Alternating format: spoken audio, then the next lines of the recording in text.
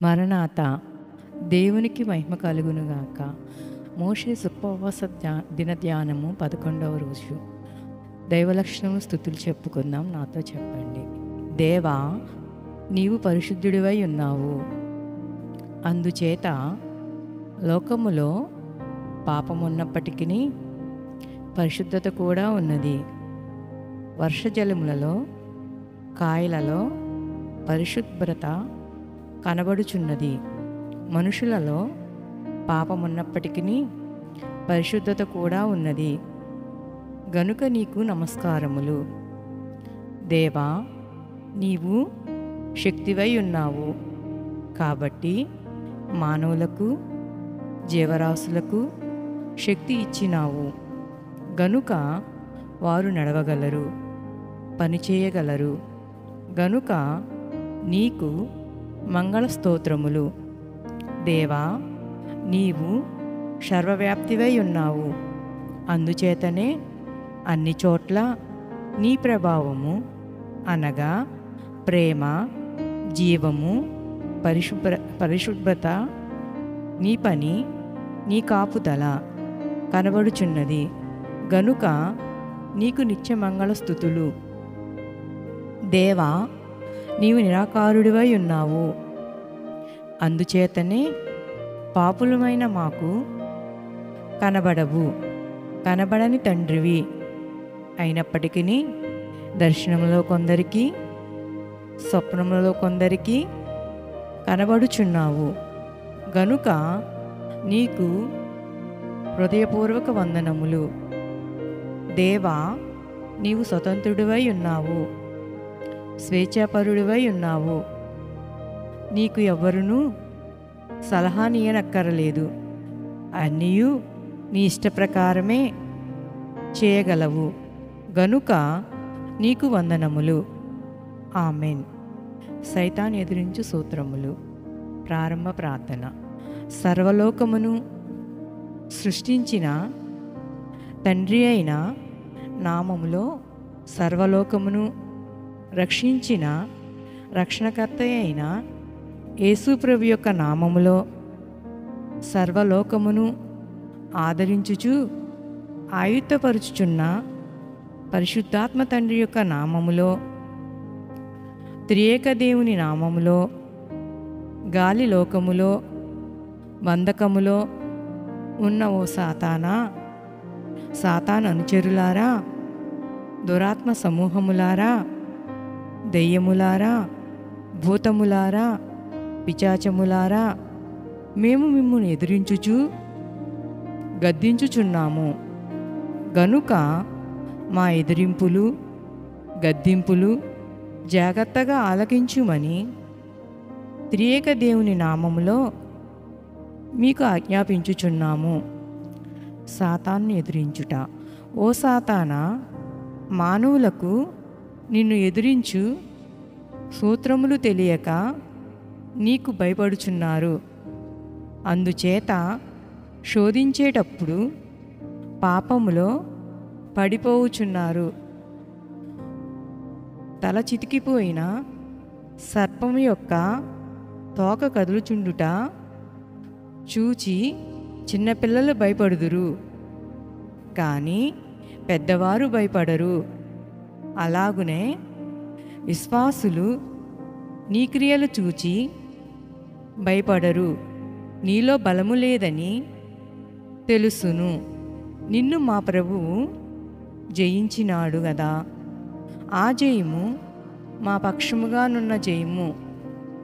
గనుక నిన్ను జయించినట్లే. ఆమెన్. సమర్పణ ప్రార్థన.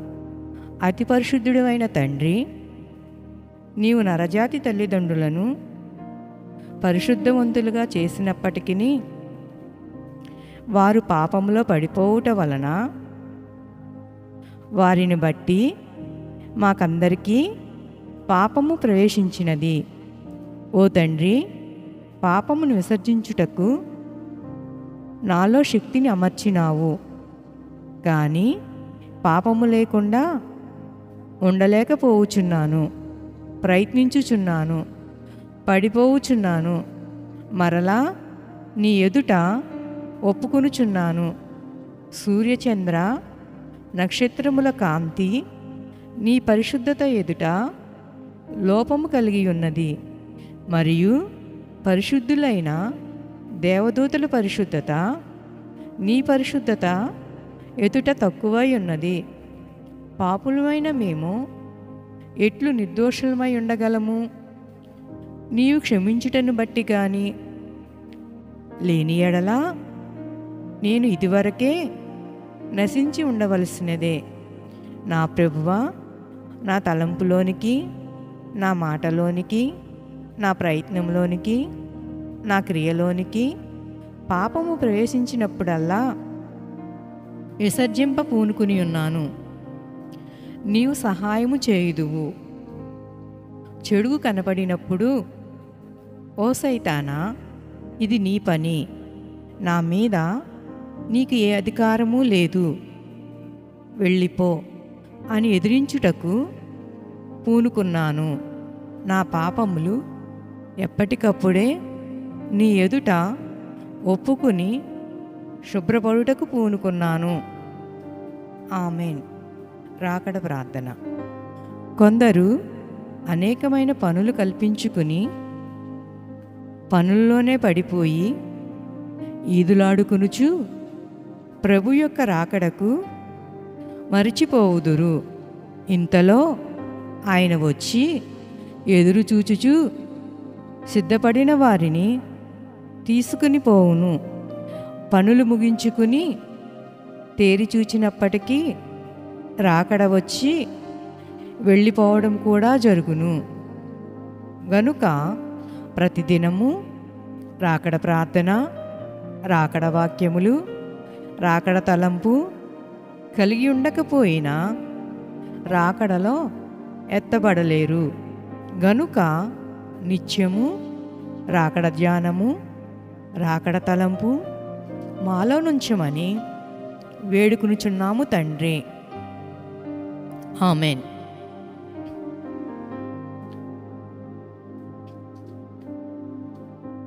మరియు యెహోవా మోషేతో ఇట్లనెను, ఫరో మీదకిని ఐగుప్తు మీదకిని ఇంకొక తెగులు రప్పించేదను. అటు తరువాత అతడు ఇక్కడ నుండి మిమ్మును పోనిచ్చును. అతడు మిమ్మును పోనిచ్చినప్పుడు ఇక్కడ నుండి మిమ్మును బొద్దుగా వెళ్ళగొట్టును. కాబట్టి తన చెలికాని యొద్ద ప్రతి పురుషుడును, తన చెలికత్తె యొద్ద ప్రతి స్త్రీయును వెండి నగలను, బంగారు నగలను అడిగి తీసుకొనడని ప్రజలతో చెప్పును.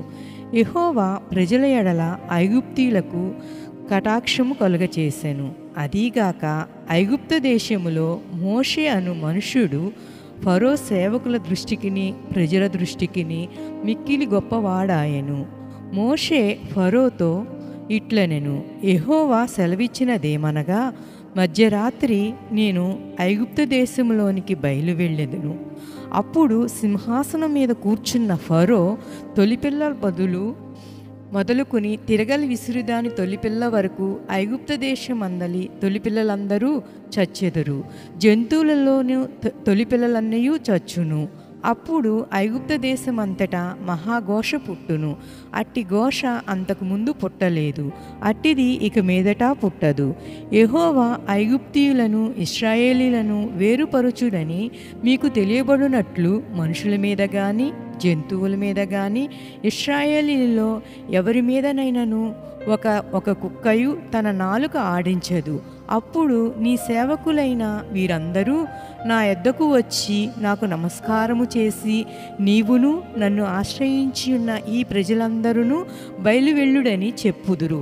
ఆ తరువాత నేను అత్యాగ్రహముతో వెళ్ళుదును. మోషే అలాగు చెప్పి ఫరో యొద్ద నుండి అత్యాగ్రహముతో వెళ్ళిపోయాను. అప్పుడు యెహోవా ఐగుప్తు దేశములో నా మహత్కార్యములు విస్తారమగునట్లు ఫరో మీ ఎదుట వినడని మోషేతో చెప్పెను. మోషే అహరోనులు ఫరో ఎదుట ఈ మహత్కార్యములను చేసిరి. అయినను యెహోవా ఫరో హృదయమును కఠినపరచగా అతడు తన దేశములో నుండి ఇశ్రాయేలీయులను పోనీయడాయెను.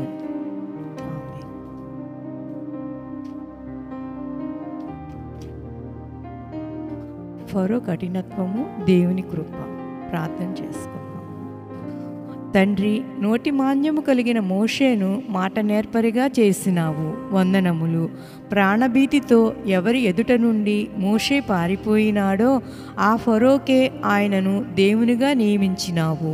ఇక్కడ చేరిన అయోగ్యులమైన మా విషయంలోనూ ఏర్పాటులు అంత గంభీరమై ఉన్నవి గనుక నీ శక్తిని మా జీవితములో కనపరుచుటకు వర్తమానమిమ్మని యేసునామమున వందించుచున్నాము. ఆమెన్. ఐగుప్త దేశములో ఇశ్రాయేలీలకు హెబ్రీయులని పేరు. ఈ పేరుతో అన్యులు ఇశ్రాయేలులని పిలిచిరి. మోషే అహరోనులు వెళ్ళి ఫరోతో ఇశ్రాయేలీలను పంపవలయనని చెప్పవలెను. దేవుడు మోషేతో చెప్పినది, నిన్ను ఫరోకు దేవుడిగా నియమించియున్నాను. నీ అన్నను నీకు ప్రవక్తగా నియమించియున్నాను. నేను చెప్పవలసినది అంతయు నీవు ఫరోతో చెప్పవలెను. ఇంకా ఏమి చెప్పేననగా, నేను నా చెయ్యి చాపుదును, ఫరోను కఠినపరుస్తాను, సూచక క్రియలను మహత్కార్యములను విస్తరింప చేస్తాను. నేను దేవుడనని ఐగుప్తీయులు తెలుసుకుందురు. కర్ర పాముగా మారుట, నీళ్లు రక్తముగా మారుట, ఈ అద్భుతములు మోషే అహరోనులు చేసిరి.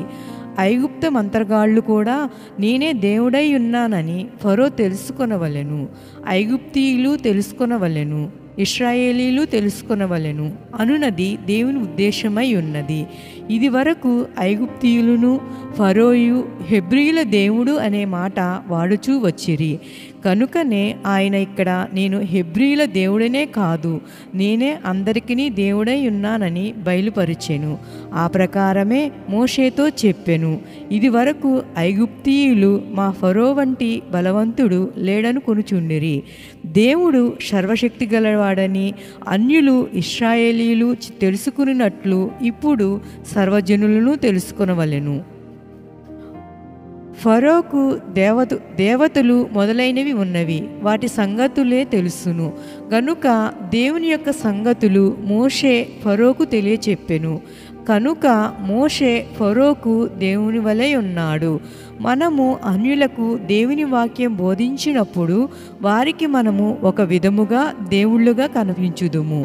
మొదటి 2 అద్భుతములు చూచి ఫరో నమ్మలేదు, అంగీకరించలేదు గనుక దేవుడు అతని హృదయమును కఠినపరిచెను. అతని హృదయమును కొంచెము కఠినము చేసుకున్నాడు గనుక దేవుడు అతని హృదయమును కఠినపరిచెను. మన హృదయం కొంచెం మెత్తగా ఉంటే దేవుడు ఇంకా మెత్తగా చేయును.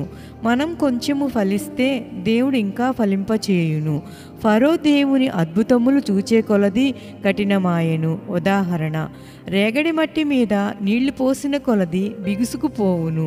శిక్షను ఒక కృపవలే దేవుడు ఫరోకు చూపెను. 10 అద్భుతములు సంపూర్ణమైన కృప కనుక 11వ అద్భుతము అవసరము లేదు. ఉదాహరణ, ప్రభువు యోధాతో నీవు ఏమి చేయదలుచుకున్నావో త్వరగా చేయమనెను. ఫరోను కఠినపరుచుట, యోధాతో ఈ మాట చెప్పుట, ఈ రెండును ఒకేలాగే ఉన్నవి. ఎందుకనగా యోధా ప్లాన్ అంతా ప్రభువునకు తెలుసును. పాత నిబంధనలో మధ్యవర్తి మోషే, క్రొత్త నిబంధనలో మధ్యవర్తి క్రీస్తు. మోషే చేతిలో ధర్మశాస్త్రము కలదు, క్రీస్తువారి చేతిలో కృపాశాస్త్రము ఉన్నది.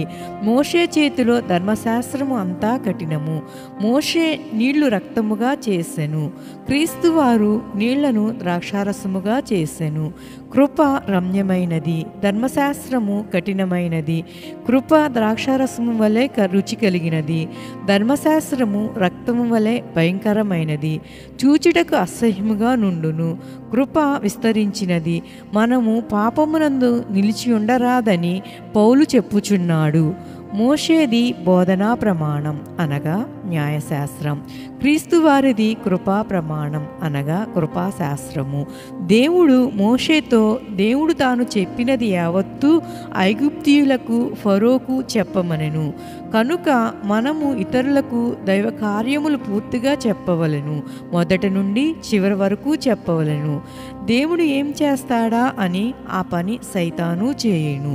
దేవుని సేవకులు ఏ పని చేస్తారో అదే పని సైతాను సేవకులు చేస్తారు. దేవుని పని ఎటువంటిదై ఉండునో అట్టిదే సైతాను పని కూడా చేయుటకు ప్రయత్నించును. నీళ్లు, రక్తము, కర్ర మొదలైనవి. కర్ర పెడవేయుట దేవుని సేవకుల పని, పాముగా మార్చుట దేవుని పని. అలాగే మంత్రగాళ్ళు కర్రను పడవేయుట, కర్ర పాముగా అగుట సైతాను వలన జరుగును. దేవుడే సృష్టికర్త అని ఇంతవరకు మనము నేర్చుకున్నాము. ఇప్పుడు ఈ అద్భుతములను బట్టి చూడగా సైతాను కూడా సృష్టికర్త అని తెలుస్తుంది. పాపమునకు సృష్టికర్త ఎవరు? సైతాను.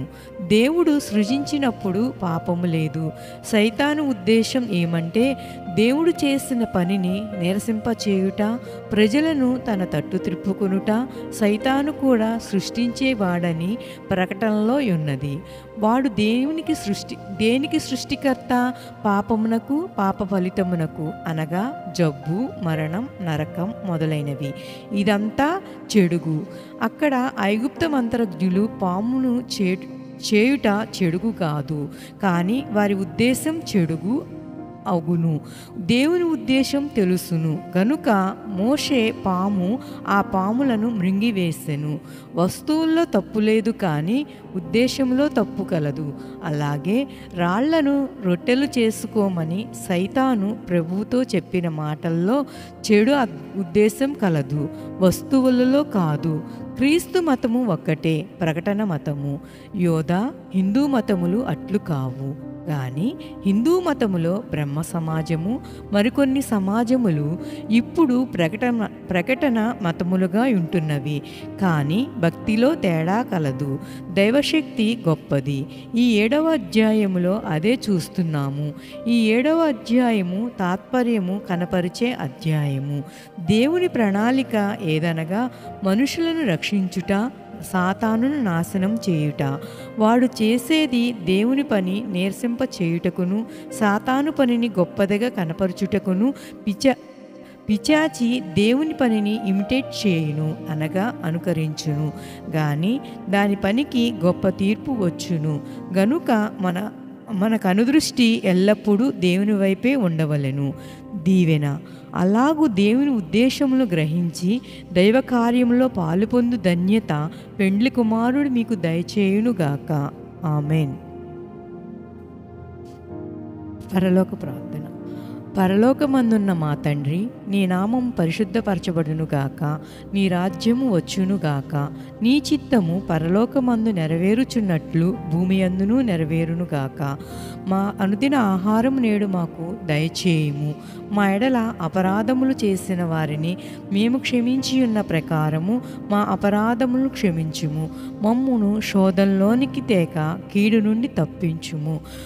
రాజ్యము, శక్తి, మహిమయు నిరంతరము నీవై ఉన్నవి తండ్రి. ఆమెన్.